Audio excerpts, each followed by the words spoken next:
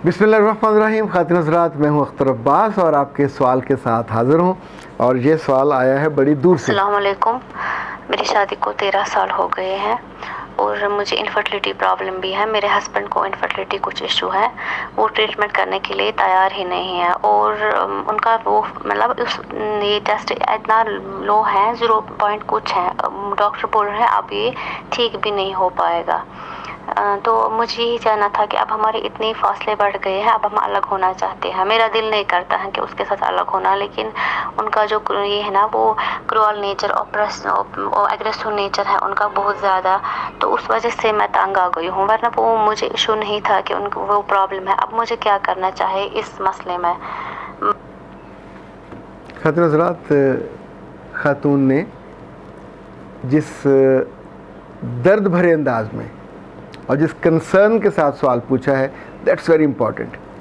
यानी वो 13 सालों की मुश्किल के बावजूद उस घर को, उस दर को, उस दिल को छोड़ना नहीं चाहते, जबकि वो जानती है कि उनके मियाँ की ट्रीटमेंट नहीं हो सकेगी।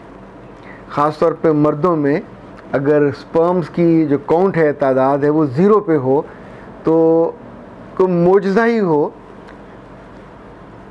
तो उनकी कुछ तादाद बढ़ती है, वरना आम हालात में नहीं बढ़ती। मैंने एक आध को रेयर केस देखा है जिसमें बीवी ने 3-3 साल लगा के अपने मियाँ का इलाज कराया। पाकिस्तान से, इंडिया से कोई दवाई नहीं छोड़ी जो उसको ना खिलाई हो। After 3 years it happened, a miracle जैसे होता है ना, वो हुआ और उसके स्पर्म्स बढ़ गए।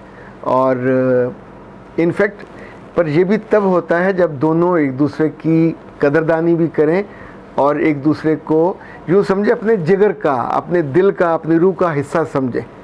अब इस वाले मामले में आप 2 मुतहारब कुव्वतें हो जाती हैं, आलमोस्ट दिल में नफ़रत हो जाती है। मियाँ मर्दों में आमतौर पे ये होता है कि जब आपके अंदर कमी हो, कोताही हो, गिल्ट हो, तो लोग उसको मानते नहीं हैं, एग्रेसिव हो जाते हैं, अगले से बदतमीज़ी करते हैं, उसकी रूह तक को ज़ख्म देते हैं अपनी ज़ुबान से, अपने तर्ज़ अमल से, कि होले होले वो अपने दिल से ही उसको उतार देती है।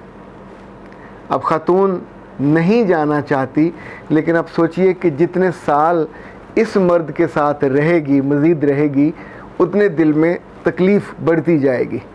मैंने शरीयत में ऐसी कोई हुक्म या चीज़ नहीं देखी कि जिसमें इस सूरत में कोई मजबूरी हो, ज़रूर साथ रहा जाए। अगर आपके पास दिलदारी का ऑप्शन होता है, आप कुर्बानी दे देते हैं कि ठीक है औलाद नहीं होती पर मुझे मियाँ अच्छा लगता है, मेरा ख्याल करता है। ऐसे कुछ केसेस मैंने देखे हैं पाकिस्तान में कि जहाँ लड़कियाँ वो बिल्कुल ठीक होती हैं, अपनी मियाँ की ख़राबी के बावजूद, अपनी इस्लाह न करने के बावजूद वो दिल से उसके साथ रहने पे आमादा होती हैं और उम्रें गुजार देती हैं। आखिरी उम्र में रोती हैं तन्हाई से, अपने बच्चों के ना होने से। उस वक्त उम्र गुजर चुकी होती है और पीछे आपका नाम लेवा कोई नहीं होता, आपके लिए सदका जारिया बनने वाला कोई नहीं होता। तो बेटा, आपके लिए तो मेरा मशवरा ये है कि आपको अलहदगी इख्तियार कर लेनी चाहिए। अल्लाह की दुनिया बड़ी वसी है, पाकिस्तान हो, इंडिया हो, बांग्लादेश हो, आपके मुस्लिम कम्युनिटी में बहुत सारे लोग आपको मिल जाएंगे। और अगर आप उससे पहले अपनी ट्रीटमेंट भी करवा लेंगे, ताकि अगर आपके एग्स कमज़ोर हैं या कम हैं या पीसीओ का मसला है आपको, उसको भी आप ट्रीटमेंट करवा लीजिए। और ताकि जब आप नई शादी में जाओ तो ये भी हो सकता है कि वो दुहाजू हो, उसकी पहली से शादी हुई हो, बीवी फौत हो चुकी हो, एक आध बच्चा हो, तो ये कॉम्बिनेशन भी आपका चल जाएगा। आप वहाँ से प्रेग्नेंट भी हो जाओगे। और चूँकि ये तो कन्फर्म है ना कि ही इज़ नॉर्मल। इसी तौर पे अगर मर्द के बारे में उसकी डाइवोर्स हुई हो और उसका बच्चा कोई ना हो और वो कहे कि नहीं कोई और मसला था, तो यहाँ भी प्रॉब्लम हो सकता है। क्योंकि बेहतियाती में फिर दूसरा गलत फ़ैसला नहीं करना कि अगर फ़र्ज़ करें उसके साथ भी यही मसला हो और वो छुपा जाए और बाद में आपको पता चले, तो इसलिए इस मामले में एहतियात करनी है। जहाँ जहाँ बच्चियाँ और बच्चे बहुत सारे साल और बरस इस अज़ाब को भुगतते हैं, एक और बात जो मैंने देखी है कि आखिर तक पहुँचते पहुँचते सारा इल्ज़ाम लड़की पे आ जाता है और घर वाले, ससुराल वाले कोई भी उस कुर्बानी को मानने पे तैयार नहीं होता। वो ये सोचते हैं कि हमारे बेटे ने कुर्बानी दी और एक ऐसी लड़की को जो बांझ थी उसको संभाले रखा। तो कुछ हैं जो कदरदान होते हैं, वरना बहुत दिक्कत होती है। इसलिए मेरा मशवरा तो ये है कि अब आप इन 13 सालों का जो मुश्किल आपने सहा, उसके बाद आप अपना फ़ैसला बदल सकते हो और नए सफ़र पे रवाना हो सकते हो। अच्छा जी, दूसरा जो सवाल है।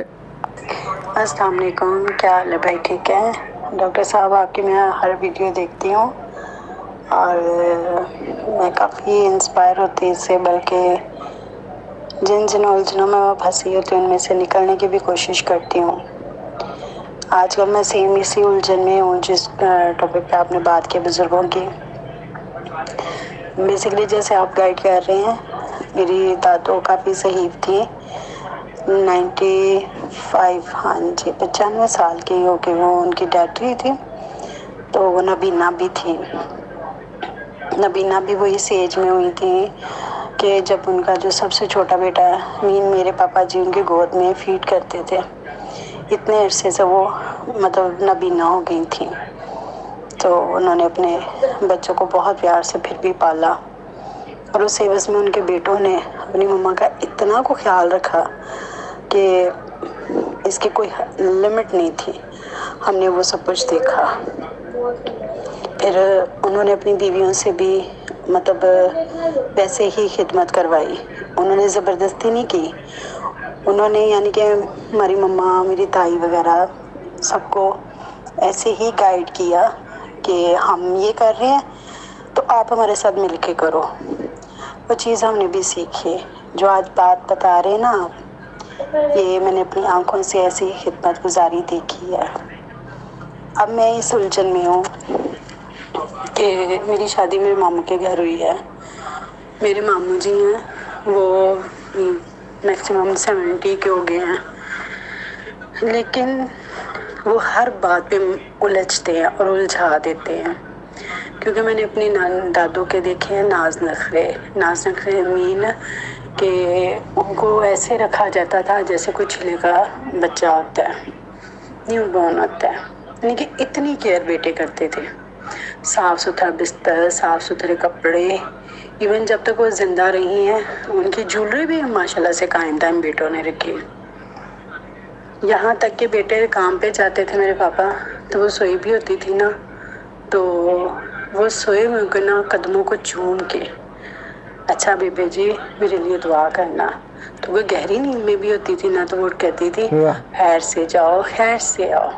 माशाल्लाह। तो ऐसे ही हमने भी करना। हमारी दादू सो रही है तो मेरी दादू मुझसे बहुत ज़्यादा प्यार करती थी, तो मैंने अपने पापा को ही फॉलो करते हुए मैंने भी अपनी दादू को प्यार करना, उनके माथे पे बोसा देना, बेबी जी मैं स्कूल जा रही हूँ। मेरी दादू ने मुझे बहुत प्यार करना। इवन वो हमारी माँ को कुछ कहने नहीं थी देती, हमें कहते थे नहीं बच्चों को ऐसे नहीं, ऐसे लेके चलो, गाइड करती थी। वो लाइन चेंज हो गई बात की। तो बेसिकली मेरे साथ प्रॉब्लम ये है। पहली बात तो ये है कि आपका बहुत शुक्रिया, आपने एक बहुत ही खूबसूरत और ऐसे हसीन तर्ज अमल की नक्शाकशी की है। दिल में जिससे ने ताजगी आ गई। ये खुशबख्ती जिन बेटों को भी नसीब होती है, कमाल बेटे। वैसे तो आप जानते हैं माँ को और बाप को, और ख़ास तौर पे बुढ़ापे में मोहब्बत से देखना, अल्लाह ताला ने उसका इतना दर्जा रखा है कि अपने घर को देखने जैसा दर्जा रखा है। यानी आप सोचिए कि मुफ्त में जब भी आपकी निगाह पड़ी। अच्छा, ये जो इस तरह के बुज़ुर्ग होते हैं, इनकी दो किस्में होती हैं।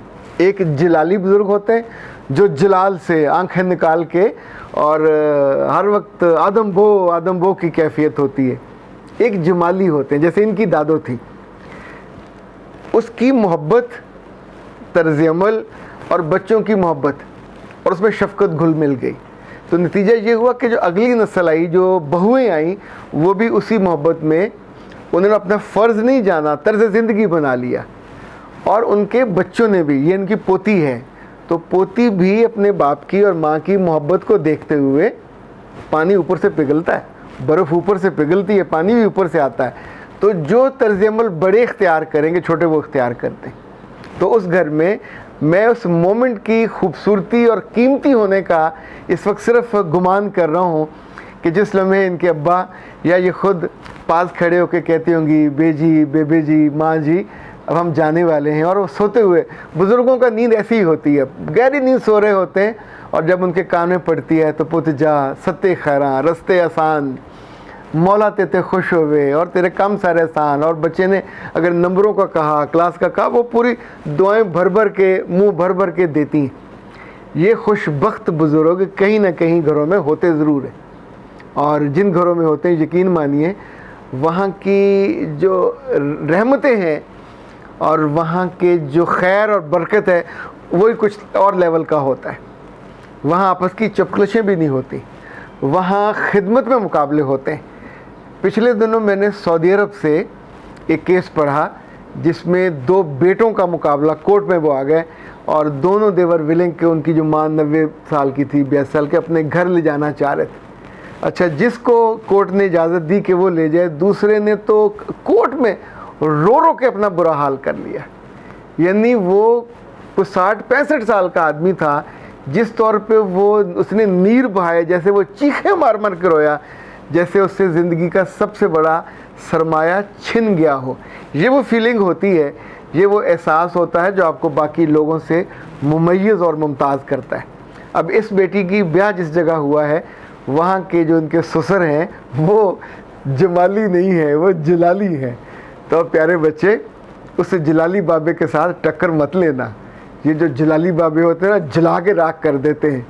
ये गुस्से में आए तो गालियाँ निकालते हैं, ये गुस्से में आए तो शिकायतें करते हैं। यानी ऐसे ऐसे बाबे मैंने देखे हैं कि जो साबुन बचाने के लिए, यानी बुढ़ापे में 70-80 साल, वो कपड़े नहीं उतारते, 10-10 दिन कपड़े नहीं उतारेंगे ताकि कपड़ा धुलेगा तो साबुन घिसेगा।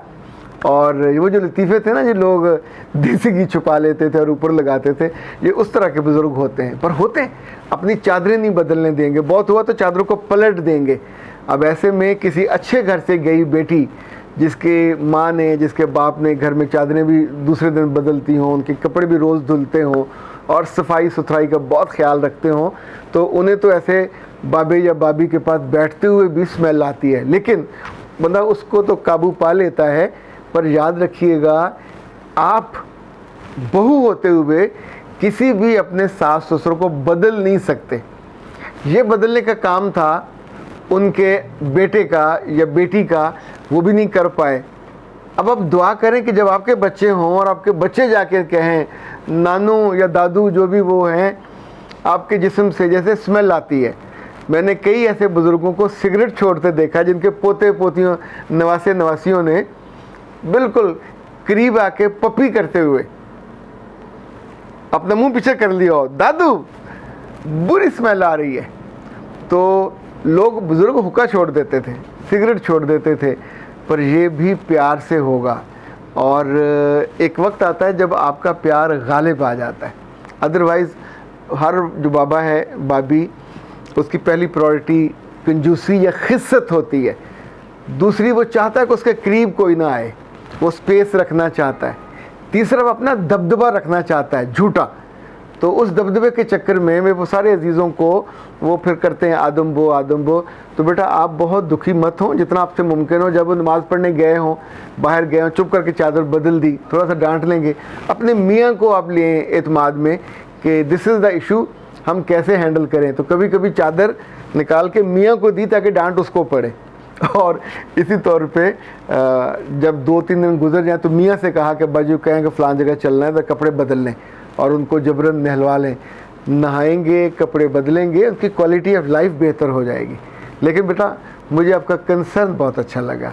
और ये जो हमारी सीरीज़ थी कि दुनिया में सिर्फ अच्छा, सिर्फ बुरा नहीं होता, बहुत से घरों में अच्छे बच्चे बच्चियाँ, अच्छी बहुएँ, अच्छे बेटे, इनकी अच्छाई की वजह से हमारी सोसाइटी में बहुत सारी खूबसूरती है, बहुत सारी नेकी है, बहुत सारा खैर है।